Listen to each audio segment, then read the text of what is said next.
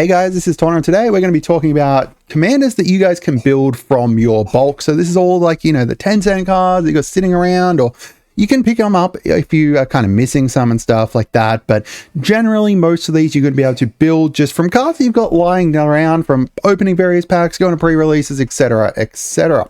The kind of aim here is that they shouldn't rely on any kind of expensive cards to operate, and mostly, the creatures that are in them, the spells and stuff, all should be relatively easy to get, and potentially, you've just got them sitting around anyway.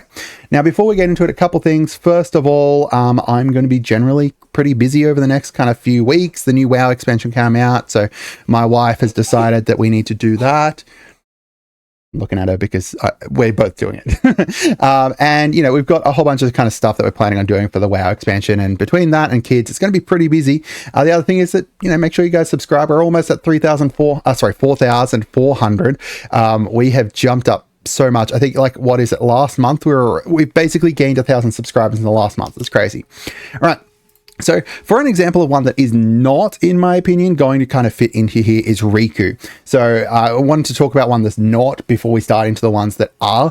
Rigo uses a lot of different modal spells. Now, modal spells are really, really great within Magic. There are obviously going to be some kind of cheaper modal spells and stuff, but because of the fact that modal spells are so usable in so many different areas, it ends up being that some of the really great ones all end up kind of being expensive. Now, that's not to say that you couldn't build a Rigo deck that is kind of budget, but then you're going to be missing out on some potentially kind of really strong cards that you kind of want around for him.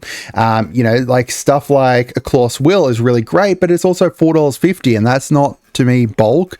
Or the Archdruid's Charm or stuff. Now, as I said, you could build a version of Rigo that is going to be budget, but I just think overall, to be able to kind of get the most out of the commander, you need to have decent modal spells as opposed to just kind of bulk modal spells.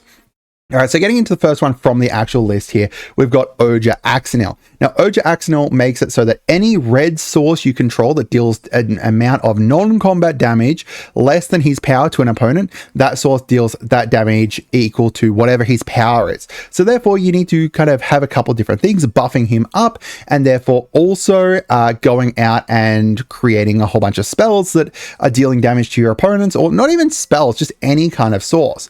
That means that there's a lot of really great bulk cards that you can run with him. Stuff like Coruscation Mage, only 59 cents, or Kindle Spark Duo, or Sazercap's really great too, to allow you to buff up your Axel. But there is a lot of kind of those bulk 1 damage things, like deal 1 damage to each opponent, deal 1 damage to each opponent, their creatures, deal 1 damage to each opponent. These kind of things that for a lot of kind of Spellslinger decks, they're good very early game, but then later on they end up becoming not as great. Meanwhile, this is going to make it so that all of those kind of 1 damage spells really start popping off and dealing a lot of damage. Stuff like, the Electrostatic Field here. This is $2. Whenever you cast an instant or sorcery, deal 1 damage to each opponent. That's one of the more expensive options. Meanwhile, you got 35 cents here for Gutter Snipe. Spear Spewer here, 35 cents. Faithless Looting, you obviously want, some more card draw and stuff in there. There's just a lot of really great options in here that are very, very cheap. Magebane Wizard came from OTJ and it's 79 cents. And meanwhile, it's going to make it so that you deal a lot of damage anytime anyone casts a non-creature spell. It's really, really good. I love it.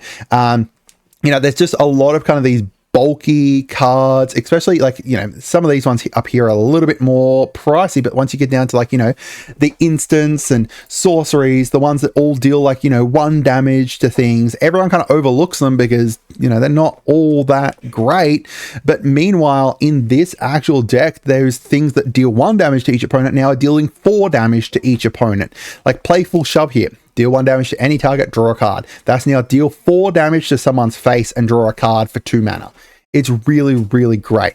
You can build some really great decks for Axel really, really cheap. All right, next up, we've got ROoka, Patient Professor. He's just built around creatures with no ability. Whenever he enters or attacks, return target creature with no abilities from your graveyard to your hand. Creatures you control with no abilities get +1/+1. And then you may have creatures you control with no abilities assign their combat damage as though they weren't blocked. A couple different things here. They don't really print creatures with no abilities anymore, so you're going to have to go back in time to get some. But also, all of these creatures with no abilities are like really, really cheap. 35 cents, 35 cents, 35 cents, 35 cents, 35 cents. Like, you're going to be able to build this deck so insanely cheaply. Now, there are other cards you want to run in here potentially with abilities and stuff, but beyond, just the kind of, you don't even need to kind of worry about them. They're just kind of like good, flavorful things to kind of have in there, or, stuff to add some card draw and stuff. But just the creature base for this is going to be really, really cheap.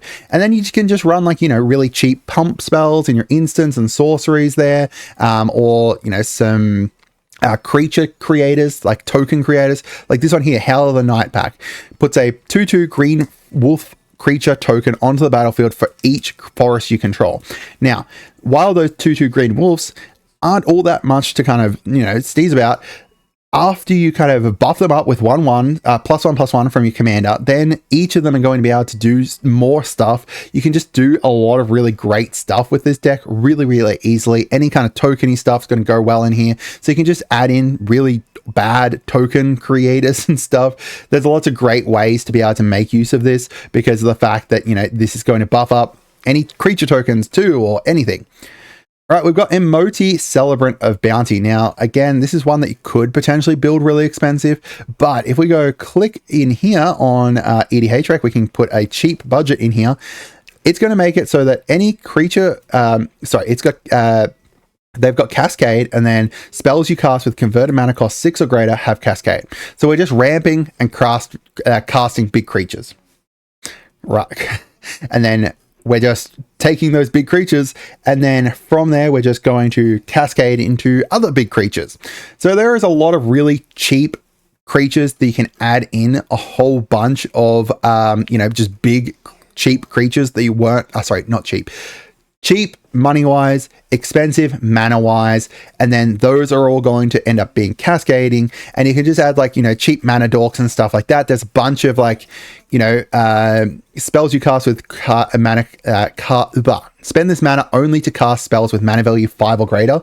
So all those kind of things that are 5 or greater and stuff, you can add those in to create a really kind of value deck from all of these big creatures that you're going to be able to cast, and then from there you're casting them and then they're cascading into other things. Stuff like Affinity goes really well in here. Just overall kind of creatures that you're like, oh, this wouldn't work really great unless I'm doing big mana. And just because we're in blue-green, we're just going to be ramping all day long anyway, so you can just cast one, maybe even 2 of these each turn. All right, got Krenko, Goblins. Goblins are super cheap. Nearly every goblin is really, really cheap, and you can add them in here.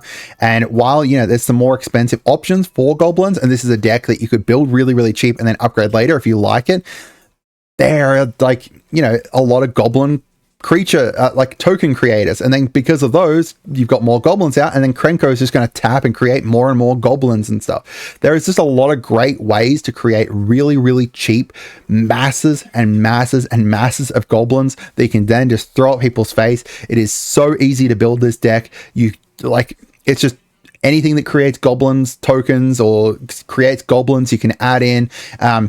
And then for your enchantments, just add impact tremors and stuff like that. That's just going to be big damage because you're creating a million different goblins. It's just throw goblins at people. And because of the fact that, Krenko is just going to create more and more goblins each turn, it's really cheap to build. We've got Zada. So Zada's just a really great kind of bulk commander because of the fact that any instant and sorcery spell that you cast that only targets him, you get to copy it for each other creature you control. So those really bad kind of say for example this one here, this Might of the Meek here. Target creature you control gets trample until end of turn. It gets +1 until end of turn if you control a mouse. Draw a card. This is going to get copied for every other creature you control. Therefore, all of your creatures have trample. all of your creatures will be drawing you cards. So therefore this 1 red mana is going to draw you, like, you know, let's say you've got 5 creatures out. It's now each creature gets trample and draw a card for each creature. It's insane. And there's a lot of things that can kind of work alongside that, but there's just so many kind of bulky, like, this creature gets +2 and +0, and then all of those, and then for like this one here, sudden breakthrough, it's 35 cents. Target creature gets +2 +0 until, and gains first strike until end of turn. Create a treasure. That's now create a treasure for each of your creatures. Each of them gets +2 and first strike. It's insane. And then you can add stuff like, you know, young pyromancer in here, so that way each time you cast an instant or sorcery, you're creating a red elemental. Therefore, you know, you're creating more things that are therefore going to get buffed up even more. There's just a lot of different ways you can potentially use this, just with all of your bulk. We've got Ovika. So Ovika is whenever you cast a non-creature spell, create some red Phyrexian goblin creature tokens, where X is the amount of mana value of that spell. My brother's built this. His is not a budget one at all, but again, kind of similar to how you've got Krenko that's just creating goblins. You can create a lot of goblin synergy with Ovika, and then you can also use like a whole bunch of big expensive kind of sorceries and stuff to just create more and more goblins. Stuff like hit the Motherlode is really great because it's just discover 10, and then because you're discovering when you cast that creature, it's going to be, it's not whenever, where X is the mana value of that spell. So it's not however much mana you spent on that spell. So if you're casting something with Discover, it's still going to get the additional goblins because if you discover an instant or sorcery. So you can do some really crazy stuff with Ovika very, very cheaply, just crafting, spell slinging, blue, red, and then, you know, stuff like that allows you to be able to cheat Ovika in faster is really good. Stuff that, like, you know, sacking your goblins to create mana and stuff, which I think is what my brother's got, but that's a little bit more on the expensive side. Those cards seem to be more expensive, but stuff like Sorcerer's Class, this is $2.49, and it makes all your creatures be able to tap to be able to cast instants and sorceries. If you've got so many goblins out, you can just do that really easily. We've got Joda. I'm not going to go too in depth into Joda. He's just whenever you cast a whenever you cast a legendary, exile until you find a legendary that's legendary non-land card with lesser mana value, and then you get to cast it for free. So it's just like, you know, cascade into a legendary. You just cast a lot of legendaries. If you've got bulk legendaries, which everyone does in, you know, any color you want, you just can put any bulk legendaries you want into this deck, and then, you know, some legendary cheap support, because these ones were printed within precons. They tend to be pretty cheap still. So like, you know, Primeval's Glorious Rebirth, return all your legendary creatures, legendary permanents, that's 99 cents. You know, there's lots of great ways to just be able to add in every freaking legendary you've got, whether it's one that's going to synergize very well with it or not. They're still buffing up the others. We've got Rigo, Streetwise Mentor here. So he is whenever you attack a player or planeswalker with 1 or more creatures with power 1 or less, draw a card. Very, very similar to the most recent Zinnia deck, where it's, you know, creatures power 1 buff him, but this is in Bant colors instead of Jeskai. So you just create lots of 1/1s. So Jacked Rabbit is insane in this deck, right? Because that means that all of your rabbits are therefore going to be able to draw you cards. So you can do really, really crazy card draw stuff with this.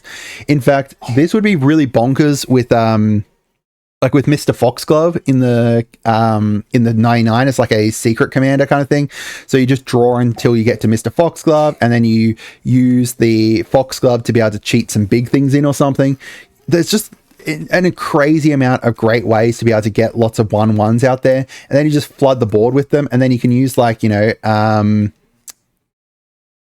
I can't think of what I was trying to think of. Some ways to be able to buff them up, like later on and stuff. Like, so like Beastmaster's Ascension here. It's being able to make all your 1/1s into 6/6 then.